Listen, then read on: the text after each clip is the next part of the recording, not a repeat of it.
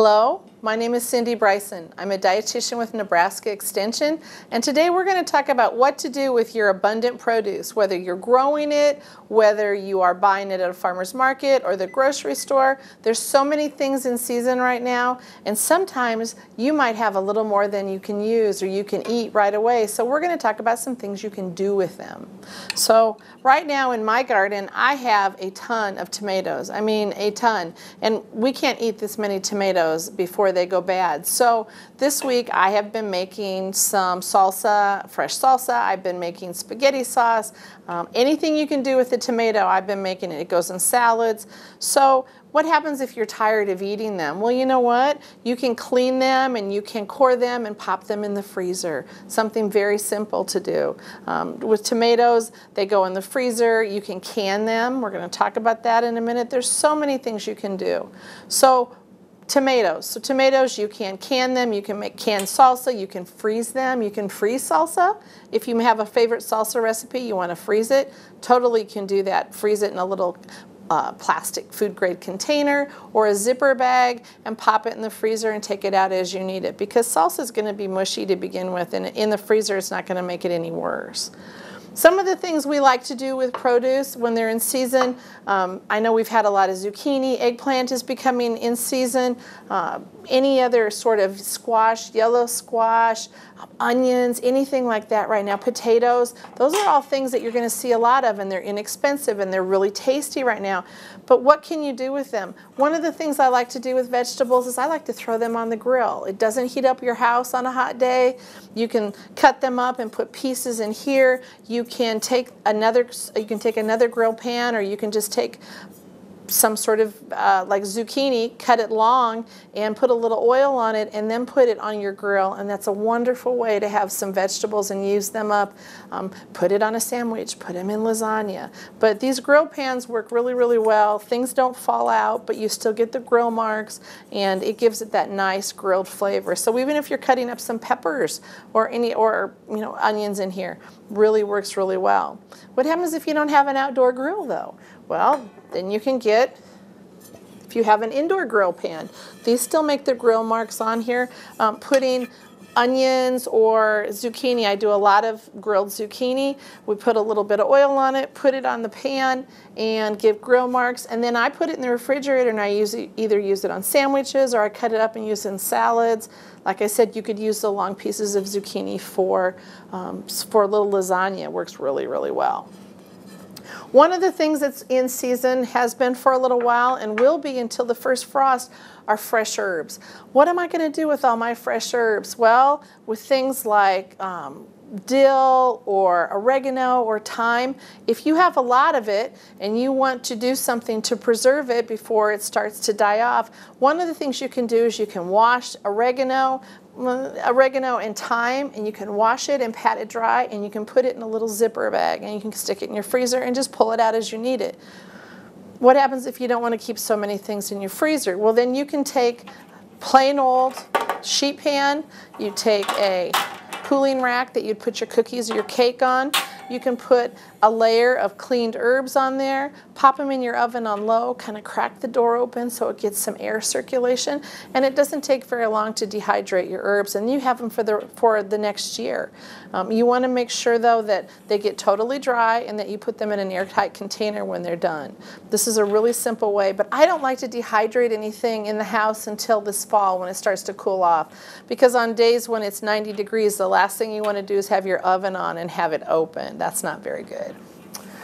So another thing that you can do with your fresh produce is you can can it. And when you can either do things that are higher in acid in a water bath, like tomatoes. You can do tomatoes and salsa and jams and jellies in a water bath. Or if you have something that's low in acid, like green beans or corn, anything like that, you're going to do that in a pressure canner. And it's really important that you follow very research-based recipes when you're doing this. Using grandma's salsa recipe from 50 years ago and canning it is not safe. So there are recipes in ball canning, in all these places you can find either in the bookstore, at your local Target, Walmart, Kmart, wherever. You know, this is the Ball Canning book, Ball and the USDA and So Easy to Preserve. These are places where we go to that have research-based recipes that have been tested in a lab. They know the pH, they know the levels are all safe, and so if you follow these recipes, whatever you're canning is going to be safe for you and your family to eat in the next year.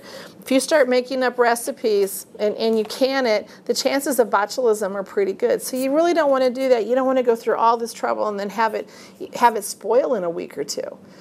So lots of things have changed in the last even 15 years with canning, so it's important that you do check for a recipe, either on the internet or in a Ball Canning or So Easy to Preserve, or on the internet on the USDA food preservation website. Those are all very good places for you to go for safe recipes. Some of the things you can do with produce right now zucchini. You can make zucchini jam. You can take some of the fresh berries. Peaches are in season right now. Take the peaches and you can freeze the peaches, or you can can the peaches, or you can dehydrate the peaches into peach slices, or you can freeze them for other purposes. So this is a simple way to do it. You can make freezer jam. You can buy packages of the pectin that you put with 4 cups of fruit and a little bit of sugar. You stir it together, you put it in a container, put it in the freezer. You're done. It's that simple. You can take lots of basil that you have right now. You know, basil is wonderful. It smells so good, but you can only eat so much of it, and it has a tendency to be very, very bushy and very big right now at this time of the year. So one of the things you can do is this is a purchase jar, but you can make pesto out of it.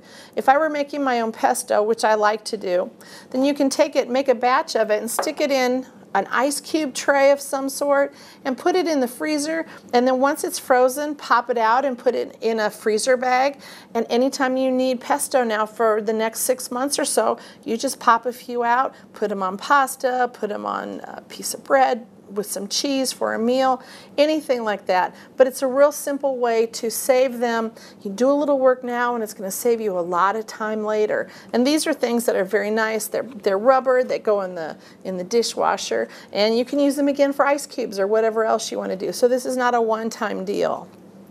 But pesto is one thing to use up your herbs, and you don't have to use basil for pesto. You can use mint, you can use all different sorts of things.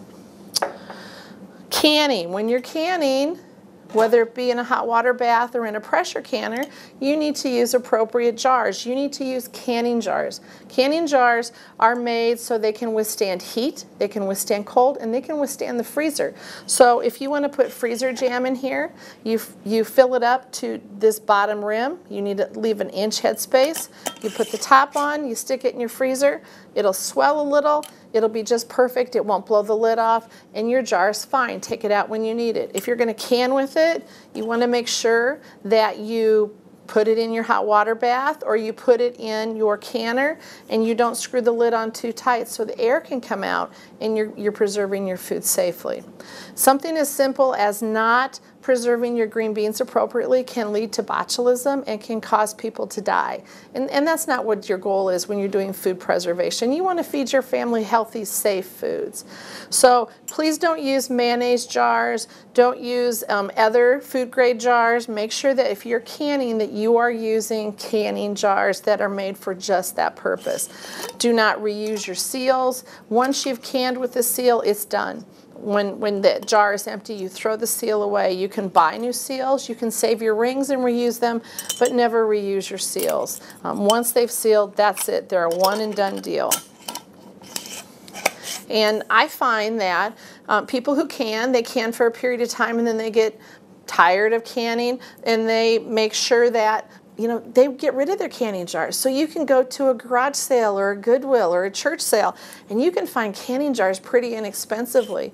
If you're purchasing old canning jars or used canning jars, which is fine, you can reuse them, make sure you run your finger around the top so they're smooth.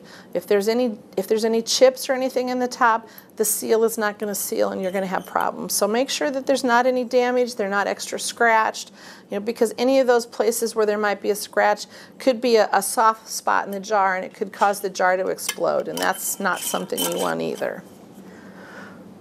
If you're thinking about making jelly, you can purchase things called pectin. You can purchase, this is pectin to make low sugar or sugar-free jams and jellies.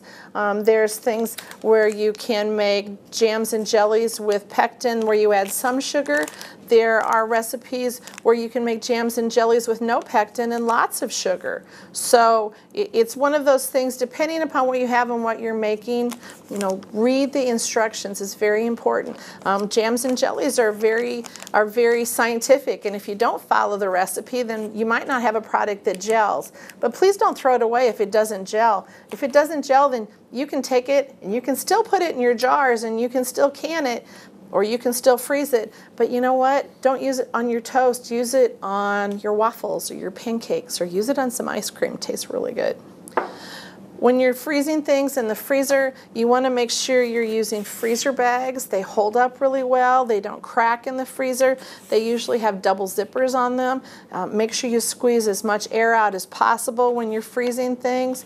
You know, it works out really, really well. You want to make sure that sometimes even if you double bag them, the chances of freezer burn are going to decrease. You want to, if you're using not zipper bags, but if you're using bags where you take the air out of them, you know, that's very good too. That's going to help promote you being able to keep your produce a little longer. So lots of things that you can think about. One thing I want to leave you with is that if you do have any questions with food preservation, you know, please call your local extension office. There's somebody there that can help you either find a recipe or give you some advice on what you can do. So whatever you're doing to preserve your bounty, whether you're growing it or buying it, so you don't waste it, is going to be safe, and the quality of your food is going to be good. So if you have any questions in Douglas and Sarpy County, call 444-7804. Follow us on Facebook. We do Friday Facebooks at the Douglas Sarpy Extension Office Facebook site, or follow me on Twitter at Mom of 3RD.